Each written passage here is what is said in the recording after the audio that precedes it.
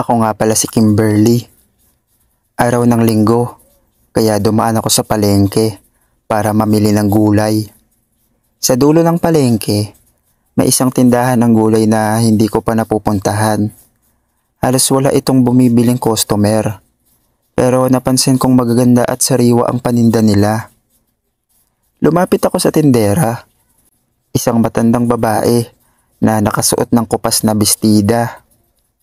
Tahimik lang siya habang inaayos ang kanyang paninda. "Magkano po ang kamatis?" tanong ko. Hindi siya sumagot. Bagkus ay itinuro lang niya ang isang maliit na karatolang may presyo.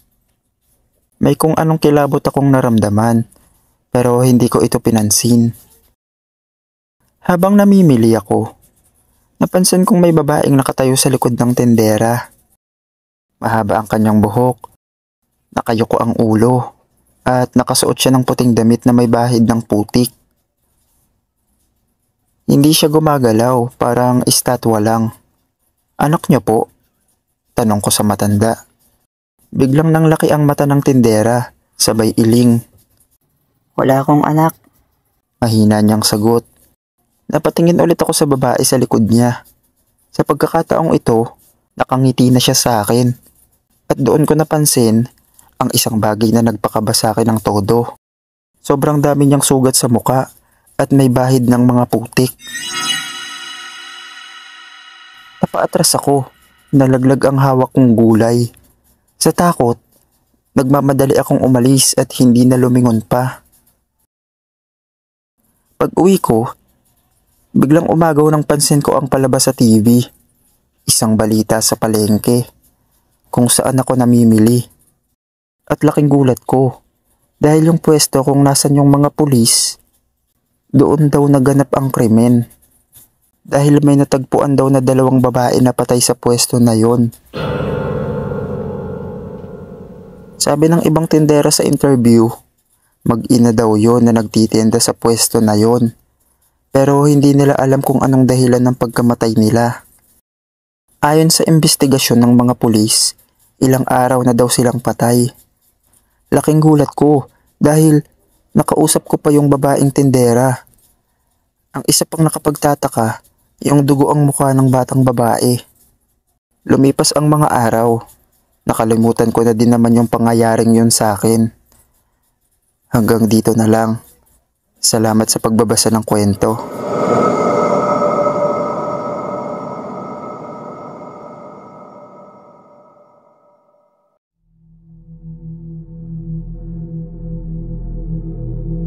Ako si Susan, isang bagong tindera sa palengke. Araw-araw ako nagtitinda ng gulay at isda para may maipangtustos sa pamilya ko. Sanay na akong magpuyat sa palengke para ayusin ang paninda ko. 12:00 na ng gabi nun. Tahimik na ang buong palengke. Maliban sa mahihinang kaluskos ng iilang natitirang tindera. Nasa harapan ako ng aking pwesto. Inaayos ang mga natirang gulay nang biglang umihip ang malamig na hangin. Tumayo ang balahibo ko. Pakiramdam ko'y may nakatingin sa akin. Napalingon ako sa paligid. Wala namang kakaiba. Pero nang itutuloy ko na sana ang ginagawa ko, may narinig akong may hinang yabag. Mabagal at dahan-dahan. Parang papalapit sa akin. "May tao po ba rito?" tanong ko ng mahina. Walang sumagot. Sa gilid ng aking paningin, may nakita akong anino. Isang babae. Nakaputing damit at tila nanginginig. "Miss, ayos ka lang?" tanong ko. Ngunit hindi siya sumagot. Sa halip, lumapit siya ng dahan-dahan.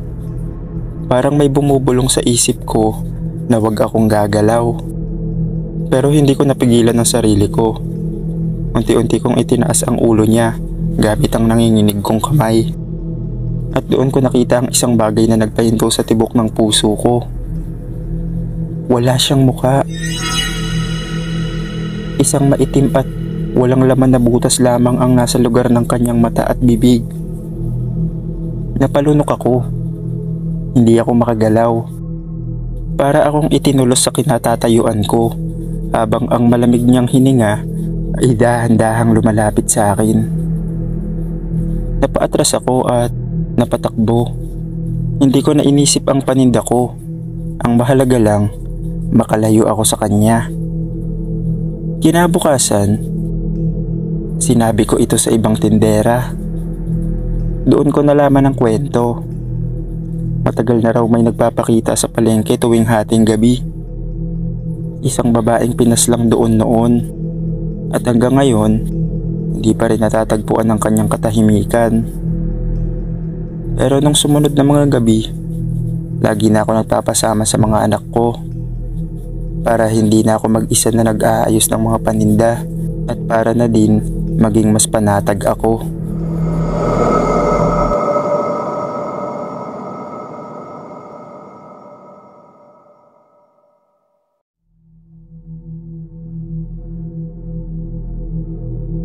Ang pangalan ko ay Olive. Biyernes noon, araw ng palengke sa bayan namin. Katulad ng dati, para mamili ng gulay, isda at karne. Masikip na sa loob ng palengke. May mga tindera na sumisigaw na ng kanilang mga paninda, may mga mamimiling nagmamadali, at may mga batang nagtatakbuhan. Habang abala ako sa pagpili ng gulay, may narinig akong umiiyak. Napalingon ako at nakita ko ang isang batang babae na nakaupo sa isang sulok. Nakayuko at mahigpit ang yakap sa kanyang maliit na bag. Marami ang suot niyang damit at tila hindi siya pinapansin ng mga tao. Lumapit ako sa kanya.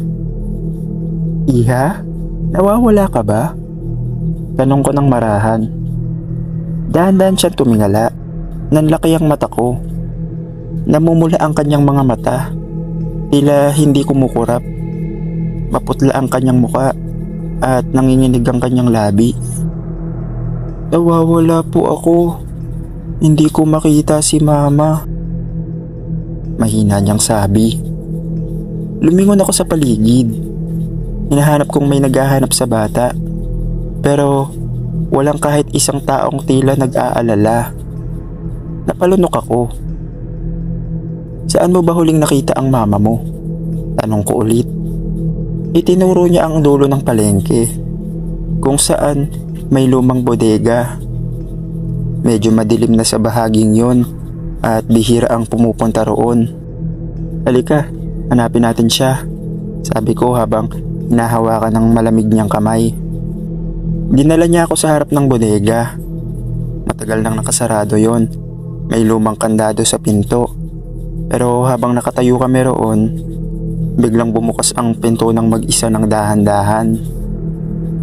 Napaatras ako. Paglingon ko sa batang babae, wala na siya. Nanginginig akong umatras mula sa bodega. Nagtanong ako sa ilang tindera tungkol sa batang nawawala. At may isang matandang nagkwento. "Matagal na nagpapakita ang bata rito. Nawawala raw siya. Hinahanap ang nanay niya.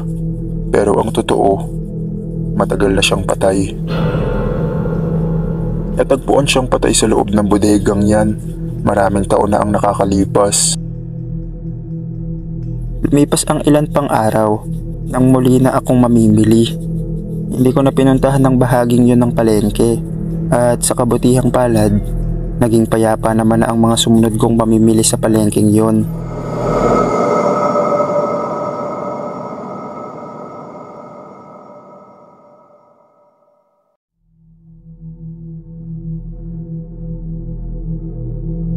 Ako nga pala si Shoni. Matagal ko nang pangarap magkaroon ng sariling pwesto sa palengke. Kaya nang may mag-alok sa akin ng murang pwesto sa bandang likod, hindi na ako nagdalawang isip. Maganda ang lokasyon, hindi masyadong matao pero sapat ang mga dumaraang tao para kumita ako. Noong unang linggo ko, naging maayos ang takbo ng negosyo. Pero napansin kong kakaunti lang ang ibang tindero sa lugar na yon. mas marami ang nagsisiksikan sa unahan ng palengke. Napansin ko rin ang isang matandang lalaking nagtitinda ng karne sa hindi kalayuan. Tahimik lang siya, halos hindi umiimik at nakasuot ng lumang apron na may bahid ng dugo. Isang gabi, naisipan kong magpaiwan para ayusin ang aking paninda. Habang abala ako, napansin kong bukas pa rin ang pwesto ng matandang tindero. Wala siyang customer, pero parang may kausap siya. Dahan-dahan akong lumapit. Murang-mura, sariwa pa. Mahina niyang bulong habang inilalatag ang peraso ng mga karne. Nagtaka ako, wala naman siyang kausap. Lumapit pa ako ng bahagya at napatingin sa mesa niya. Nanginginig ang katawan ko nang mapansin kong hindi pangkaraniwang baboy o baka ang karne niya. Parang laman ng tao. Napatakbo ako papalayo. Nanginginig ang buong katawan ko sa takot. Kinabukasan, sinabi ko ito sa ibang tindero, pero nagulat ako sa sagot nila. Ang matandang tindero ng karne? Tanong ng isang nakakunot ang noo. Wala nang nagtitinda riyan. Mula pa noong may natagpo ang pira-pirasong katawan sa lumang pwesto na yan. Matagal nang nakasara yan. Di na ako bumalik sa palengkeng yun. Ngunit, minsan, sa panaginip ko, naririnig ko pa rin ang mahina at pabulong na boses.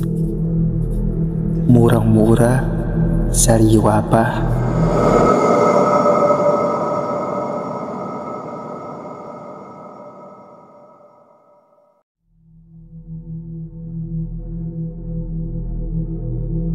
Ako si Pamela. Matagal na ako nagtitinda ng laruan sa palengke. Marami akong paninda, turumpo, lobo at manika. Pero may isang manikang hindi ko maipagbili. Hindi ko alam kung bakit. Pero tuwing may batang gustong bumili nito, bigla silang nagbabago ng isip at iiwan ito. Ang manika ay kakaiba. Sobrang maputi ang muka, may mahabang pilik mata, at laging may malamlam na ngiti. Kahit hindi ito gumagalaw, parang lagi akong pinagmamasdan ng mga mata nito. Isang araw, may isang batang babae na napunta sa pwesto ko. Mga 7 o 8 taong gulang siya. Nakasuot siya ng lumang damit at medyo maputi ang balat. Hindi siya nagsalita, basta lang itinuro ang manika. Gusto mo to, iha? Tanong ko. Tumango siya ng dahan-dahan. Nang ibigay ko ito sa kanya, napansin kong malamig ang kamay niya. Parang wala siyang dugo sa katawan. Nang babayaran na niya ako, ngumiti lang siya at tumalikod. Hindi ko alam kung bakit, pero hindi ako nakapagsalita. Parang may kung anong puwersang pumigil sa akin. Kinabukasan, pagbukas ko ng pwesto ko, nagulat ako nang makita ko ang manikang yun sa mesa. Nandun pa rin ito, kahit na ibinigay ko na ito kahapon. Napalinga ako. Hinahanap ang batang babae, pero wala siya.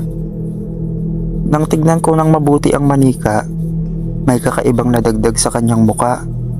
Isang bahagyang pilat sa pisngi, parang gasgas ng kuko. Pero isinentabi ko na lang muna yon at inilagay sa gilid ang manika dahil nagugutom na ako. Kaya kumain muna ako. Pagkatapos ko kumain, napansin kong nawala ang manika sa kinalalagyan nito. Nagtaka ako. Saan napunta yun? Tanong ko sa sarili. Pero hindi ko na lang pinansin at nagpatuloy na lang sa pagbabantay ng pwesto. Hindi ko na muling nakita ang manikang yon kailanman. Pero okay lang dahil pakiramdam ko may anong misteryo ang manikang yon.